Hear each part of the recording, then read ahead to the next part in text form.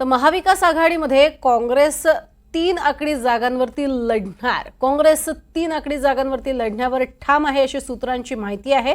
ठाकरे गट 100, शरद पवार गट 80 जागांवरती लढणार अशी ही माहिती आहे. लोकसभेत सर्वाधिक जागा जिंकून आल्यानंतर काँग्रेसचा आत्मविश्वास दुणावलाय आणि त्यामुळेच 3 आकडी अशा जागांवरती आम्ही लढणार यावरती काँग्रेस ठाम असल्याचं कळतंय.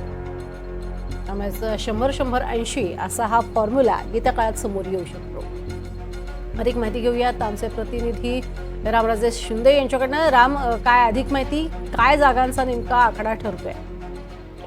बिलकुल, खरं तर आता वेगवेगळ्या समन्वय समिती स्थापन केलेल्या आहेत आणि जागा वाटप फॉर्म्युल्यासाठी सुद्धा एक कोऑर्डिनेशन कमिटी आहे. परंतु या कोऑर्डिनेशन कमिटीमध्ये काँग्रेसचे सुद्धा सदस्य आहेत आणि हे सदस्य या मतावर ठाम आहेत की काँग्रेस कोणत्याही परिस्थितीमध्ये 3 आकडी जागावर लढणार असल्याचं त्यांचं मत ठाम आहे. त्यामुळे 100 पेक्षा जास्त जागा त्या लढणार आहेत.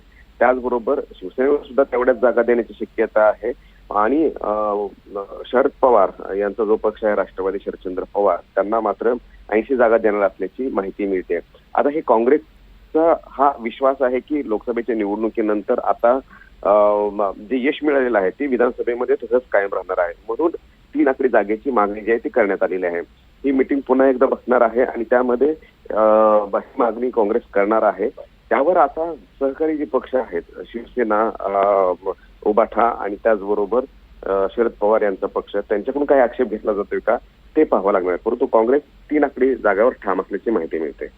नक्कीच. गेल्या वेळेला आपण पाहिलं होतं की ज्या पद्धतीनं जागा वाटप, अर्थातच त्यावेळेला महाविकास आघाडी अशा पद्धतीनं नव्हती, मात्र तरीही जागांचे फॉर्म्युले जे आहेत त्याच्यामध्ये आता मोठ्या प्रमाणात बदल होताना आपल्याला पाहायला मिळतात. तुर्तास धन्यवाद या संपूर्ण माहितीसाठी राम.